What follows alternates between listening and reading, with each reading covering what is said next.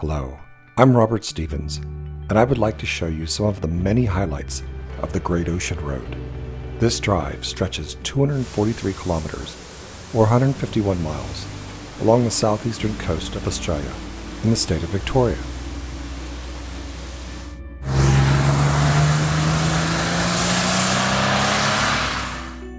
The Great Ocean Road is made even more special by its history.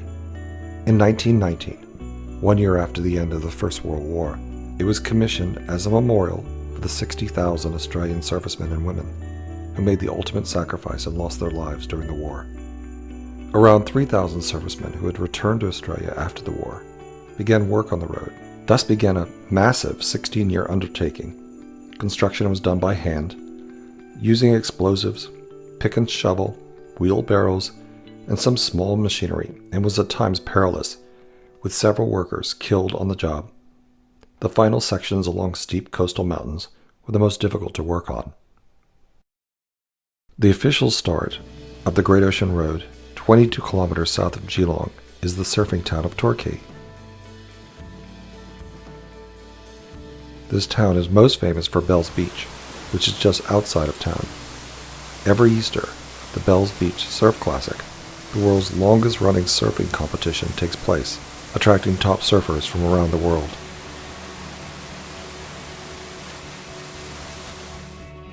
To learn more about Torquay's surfing history, you can visit the Surf World Australia Surfing Museum, which houses an interesting collection of surfing memorabilia.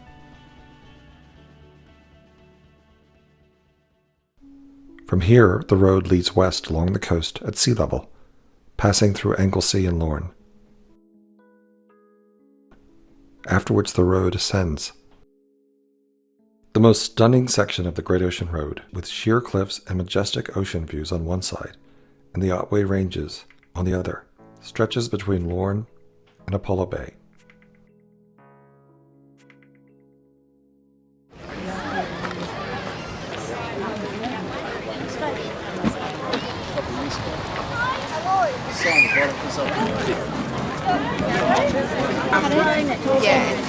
Quite different. After Apollo Bay, the road turns inland, leading through Great Otway National Park and onwards through Lavers Hill, where the road turns southwards, towards the coast again. Between Princetown and Port Campbell lie some of the road's most famous attractions, including the 12 Apostles.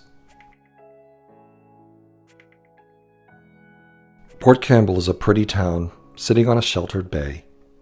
The locals swim from the jetty back to the beach. It's also a good spot for fishing.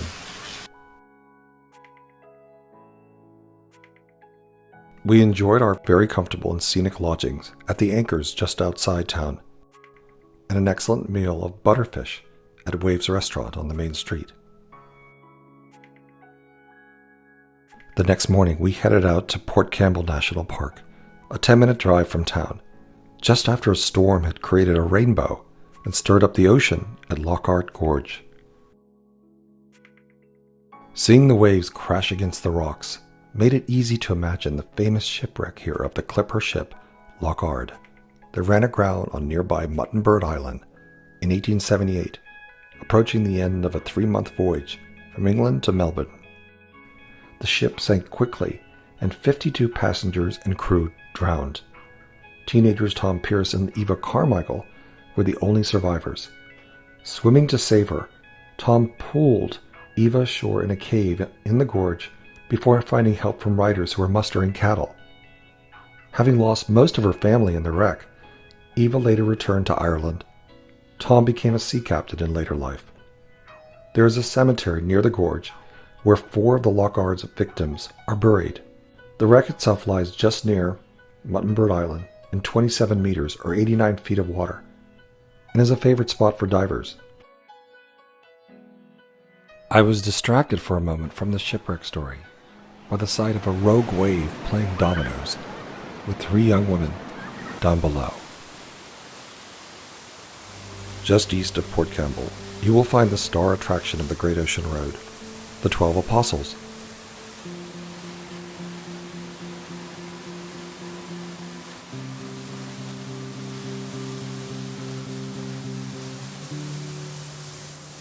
The apostles were formed by erosion.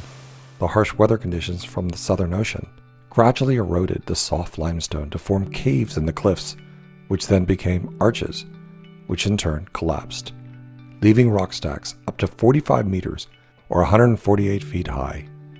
The site was known as the Sow and the Piglets until 1922.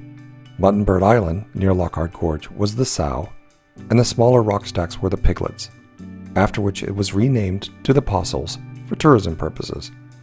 The formation eventually became known as the 12 Apostles, despite only ever having 9 stacks. The stacks are susceptible to further erosion from the waves. In 2005, a 50-meter tall stack collapsed, leaving 8 remaining. The rate of erosion at the base of the limestone pillars is approximately 2 centimeters per year. Due to wave action eroding the cliff face, existing headlands are expected to become new limestone stacks in the future. The best time to visit the Apostles is early morning or late afternoon to enjoy the richer color from a low sun. Near the 12 Apostles, the only way to get down to the beach is by Gibson Steps that were originally carved by Hugh Gibson, the original owner of the homestead. Now concreted, the steps descend 90 meters or 295 feet to Gibson Beach. Standing below these cliffs, you can really get a perspective of the sheer size of the cliffs along this stretch of the Great Ocean Road, and therefore the size of the Apostles that loom around the corner. The steps allowed us to get down and close to the famous treacherous sea that is the Bass Strait. Standing on the sands, watching this crashing surf, I felt for the sailors of past who navigated this coastline, many having almost completed their passage all the way from Europe, only to come to grief upon the rocks that lurk like sharks in the water. London Arch was originally known as London Bridge. The collapse of the bridge was only a matter of time, but people used to walk across it. One evening, in January 1990, the main arch of the bridge collapsed, breaking it away from the mainland.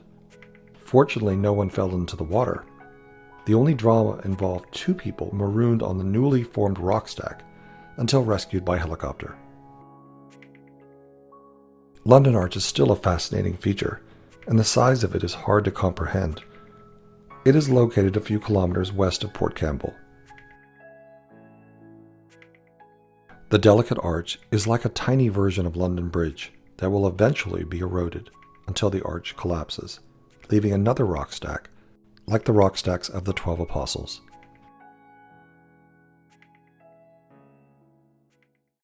This rock stack is called the Razorback. The sharp edges and bumps along its back are caused by wind-blown spray, which hardens small areas of rock. The Razorback once extended much further out to sea. The force of the waves gradually eroded and undercut the base of the stack.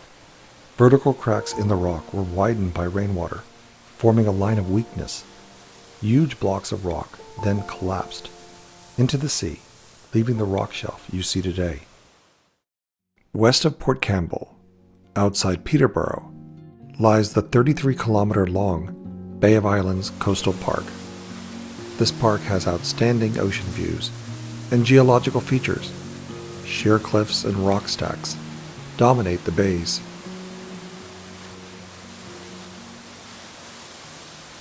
Beaches are accessible at some points. Start the morning in Kennet River, 27 kilometers or 17 miles from Lorne. Take your first left next to the caravan park for prime koala viewing. The koala was given its scientific name, meaning pouched bear, and ash-colored, in 1817. Koalas used to be harvested for their fur up until 1927. Today it is estimated that there are less than 100,000 koalas left in the wild. There is only one species of koala, but their appearances differ depending on the climatic zone they are found in.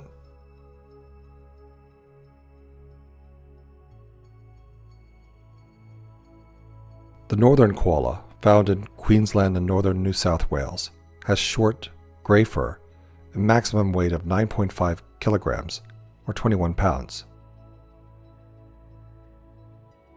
The southern koala, found throughout Victoria, southern New South Wales, and South Australia, has long, dark brown fur and a maximum weight of 14 kilograms, or 31 pounds.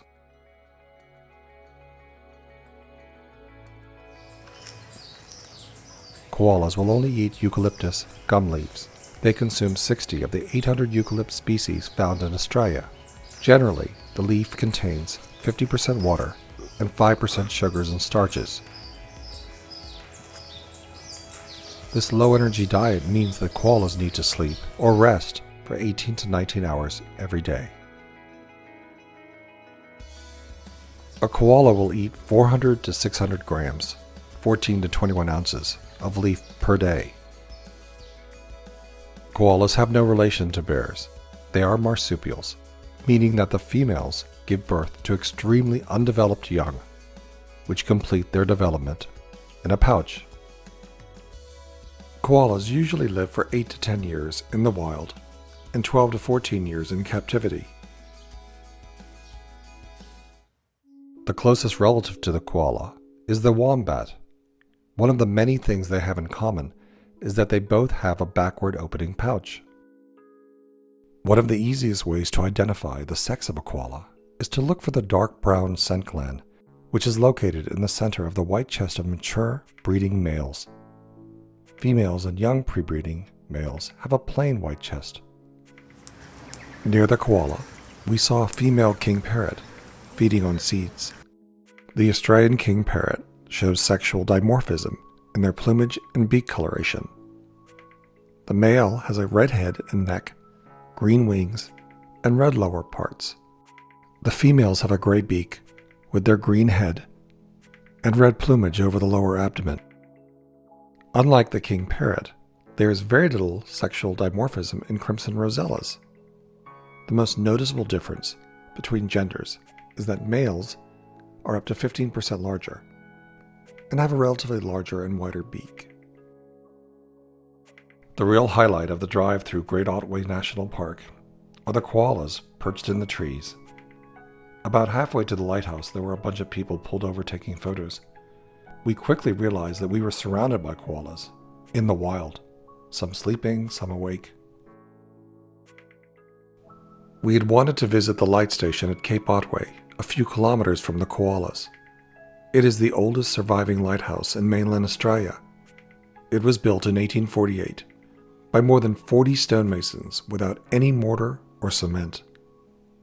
The lighthouse stands guard at the point where the Bass Strait and Southern Ocean meet, and often was the first land to be seen by people traveling from Europe.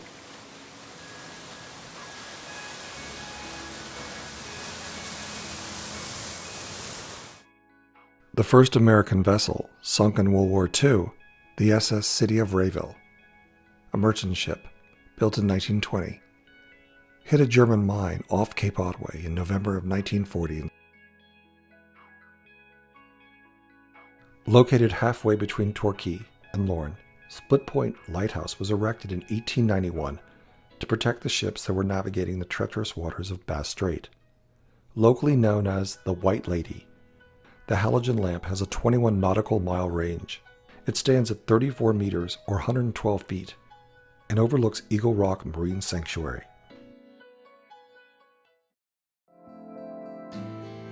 There are some places you come upon that are so magnificent and magical that you vow one day to return. The stretch of coastline that makes up Port Campbell National Park is one of those places. I have come back 3 times since my first visit, catching the rock stacks in changing light, the waves in different heights, and remembering the stories surrounding these iconic formations.